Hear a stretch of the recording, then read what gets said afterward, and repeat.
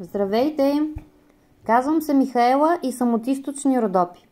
От 2016 година имаме къща за гости в село Гняздово на язовир Студен кладенец, а иначе живеем в друго село, Тънково. Двете села са на 50 км едно от друго. В този канал споделям моменти от живота ни на село, където сме аз, Васко и нашето куче Зара. Заедно с още 3 кучета и още толкова котки.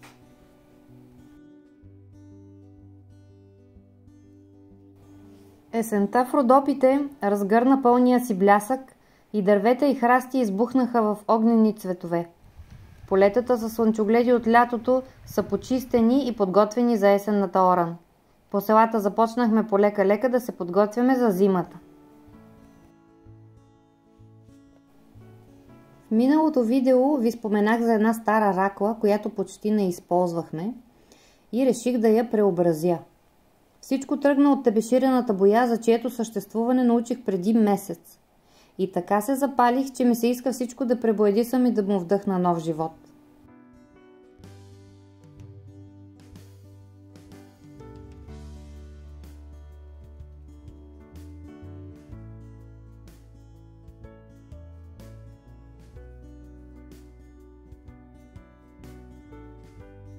Започнах обаче с тази стара ракла, върху която нанесох слой бяло, после слой светло-зелено, но не ми хареса, че беше доста светло.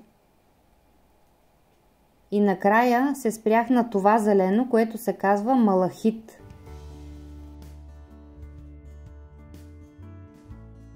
Тебеширената боя се оказва доста лесна за употреба и подходяща за начинаещи, защото с нея се работи лесно и освен това сравнително лесно се поправят и евентуалните грешки.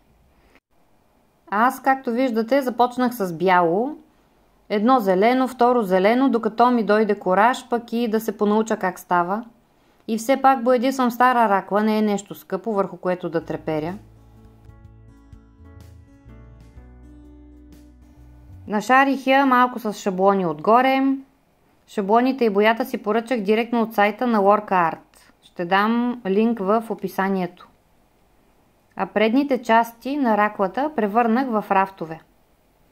И всъщност се оформи нещо като работен кът, който поставих в най-топлия ъгъл на нашия хол, точно зад печката. Смятам това да е мястото ми за рисуване и творчество през зимата.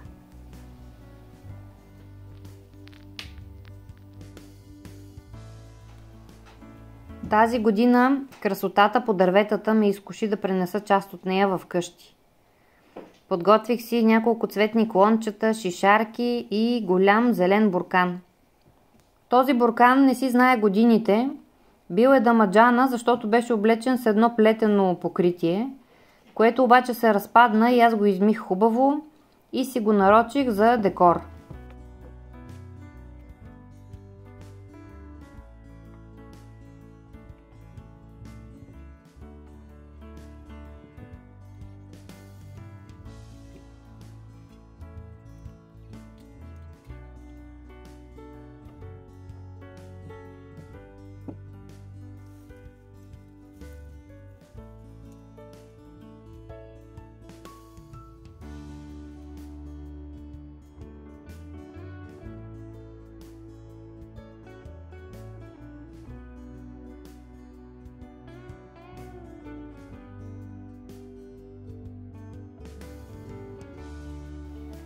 Това парче от греда 10 на 10 загладих малко с мултишлайфа, залепих му отгоре клонче за дръжка и го боядисах в оранжево, за да наподобява тиква.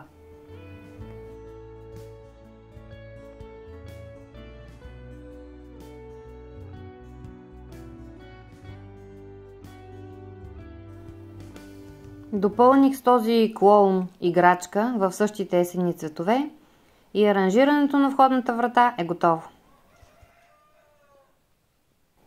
На верандата отпред боядисах няколко кратунки в различни нюанси на оранжевото и ги подредих в купа с още камъчета и шишарки.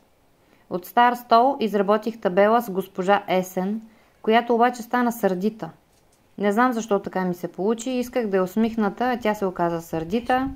Нямам време обаче да й оправям усмивката, за това ще стои така.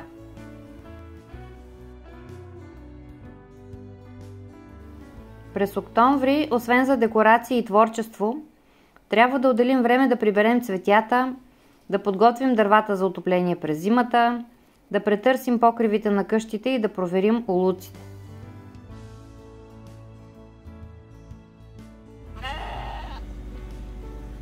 В гората зад село Гняздово все по-често се чува рева на елените лопатари, които всяка година на есен слизат по-близо до селото, а зимата са почти в задния ни двор.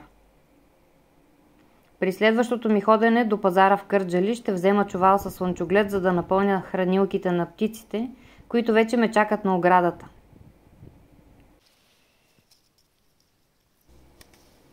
Това е круша. А дали знаете този плод какъв е? Ето как изглежда отвътре. Напишете ми в коментар.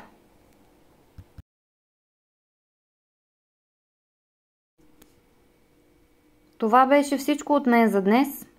Ако сте харесали видеото, не забравяйте да натиснете едно палче нагоре. Благодаря, че ме гледахте и ще се видим следващия път.